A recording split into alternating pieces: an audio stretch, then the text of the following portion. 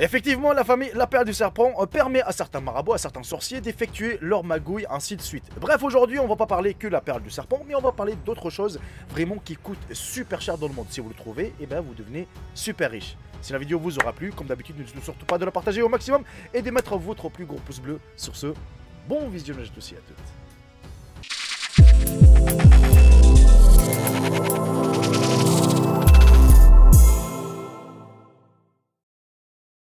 Faustino Asensio Lopez est un fermier de Ciudad Real, au sud de Madrid en Espagne. Il y a 30 ans, sa femme et lui ont découvert un gros rocher dans leur champ qu'ils pensent hériter des explosions de la guerre civile des années 30. Depuis, Faustino utilise ses 100 kg comme un écrase-jambon lorsqu'il travaille la charcuterie du pays. Mais voilà, il y a quelques mois, la famille regarde un documentaire à la télévision sur les pluies météorites en Espagne et commence à se poser des questions. Dans le doute, Faustino demande l'avis d'un expert et la vérité éclate. Le caillou vaut 5 millions de dollars, soit environ 3,8 millions d'euros. Issu d'un milieu modeste, le couple n'imaginait pas que la fortune s'est trouvée tout près dans sa cave. Donc si vous trouvez une météorite, vous savez quoi faire avec. Le sang de crabe fer à cheval est une ressource vitale pour le domaine médical. Il est unique à plus d'un titre, la couleur bleue et sa capacité à identifier la contamination bactérienne en petite quantité. Le sang de crabe fer à cheval contient un amibocide spécial qui est séparé puis utilisé dans les tests de la FDA. Il y a beaucoup de questions quant à la façon dont la récolte de sang affecte la population américaine de crabe fer en cheval.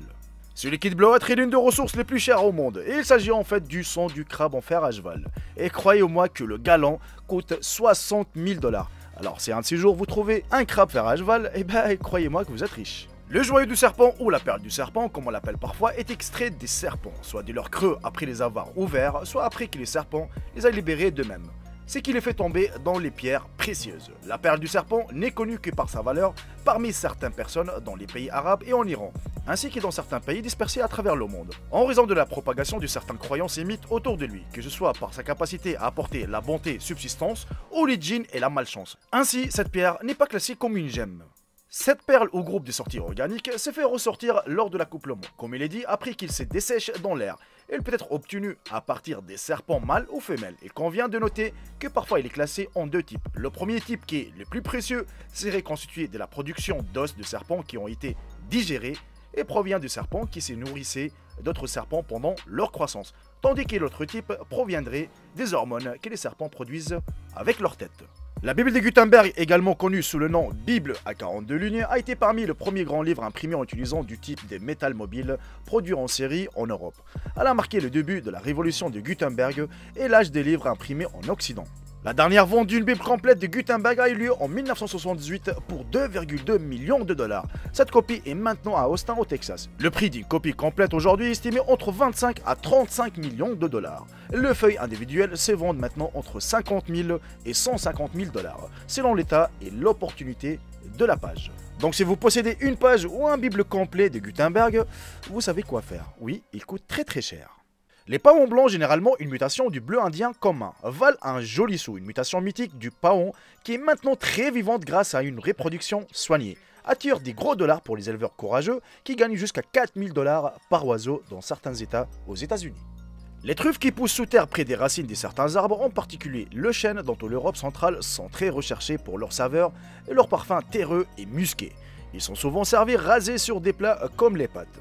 Environ 8 à 10 grammes par portion individuelle. Il existe 4 principales variétés des truffes utilisées en cuisine, bien que le prix varie en fonction de la force de la saison de croissance et de la rareté du type. Car il faut savoir 250 € les 500 grammes pour les truffes noires d'été, 350 € les 500 grammes pour la Bourgogne qui croît de septembre à février, et 800 € les 500 grammes pour les noirs d'hiver qui croît de novembre à mars. Et entre 2000 à 4000 € pour Alba, une ville en Italie où les truffes blanches qui poussent du début octobre à décembre.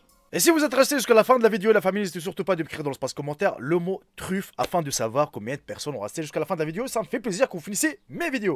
Personnellement, j'en mange beaucoup de truffes. Ah, attention, je les achète pas ici en France, mais quand je pars en Tunisie, le mois de janvier, février, c'est là où ça pousse les truffes noires, plutôt grises. Hein. C'est pas vraiment blanches parce que les blanches ça coûte très cher et que ça existe que dans les déserts. Voilà, vraiment, j'adore les truffes. Voilà, j'espère que la vidéo vous aura plu, la famille. N'hésitez surtout pas de la partager au maximum et de mettre un bon petit j'aime, c'est la récompense. Et dites-moi dans l'espace commentaire, qu'est-ce que vous en pensez de ces choses qui valent très cher. Moi, personnellement, je ne savais pas que, comment dire, la perle du serpent, les sorciers l'utilisaient justement pour l'offrir aux djinns, justement pour attirer, pour faire leur sorcellerie, enfin bref, des trucs comme ça. Voilà la famille, on arrive à la fin de cette vidéo. Profitez bien de votre journée, de votre soirée, et je vous dis à très bientôt pour une toute nouvelle vidéo. Salut tout le monde, c'est Jericho, bye bye, ciao ciao. Je vous en tous mes frères et sœurs. Eh, ne vous oubliez pas, vous êtes les meilleurs.